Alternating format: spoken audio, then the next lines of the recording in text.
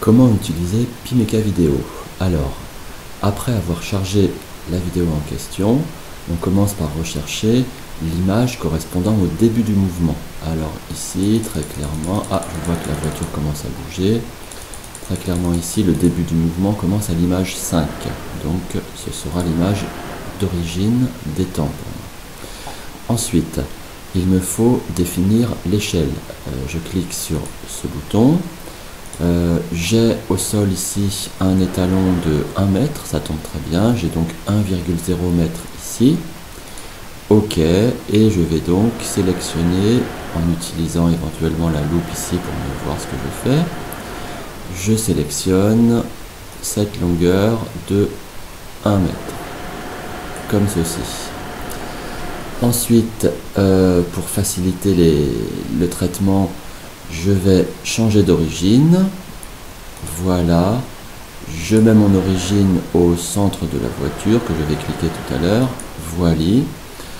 Le mouvement va s'effectuer de la droite vers la gauche, donc je vais indiquer que les abscisses vont aller vers la gauche, c'est fait. À partir de là, je peux commencer mes pointages. Donc, Start. Désormais, à chaque clic sur la voiture, j'obtiens un point sur l'écran.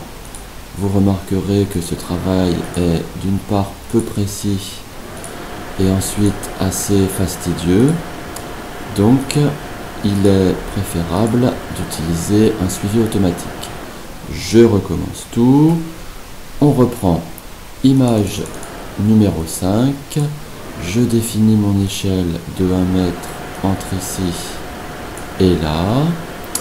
Je change d'origine, je me mets au centre de la voiture, abscisse vers la gauche et désormais je n'oublie pas de cliquer sur suivi automatique. À partir de là, lorsque je clique sur Start, on me propose de sélectionner un objet qui va bouger lors du mouvement. Donc l'objet sera bien évidemment la voiture, que je sélectionne comme ceci. Et à partir de là, je constate que le pointage s'effectue automatiquement, ce qui est quand même très pratique. Je suis cela jusqu'au bout.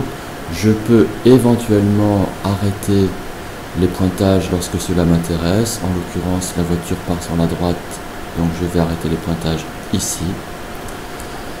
À partir de là, je peux tout simplement visionner mes pointages et puis les exporter vers un tableur. Soit je fais copier-coller, soit je les exporte directement vers mon tableur. Voilà.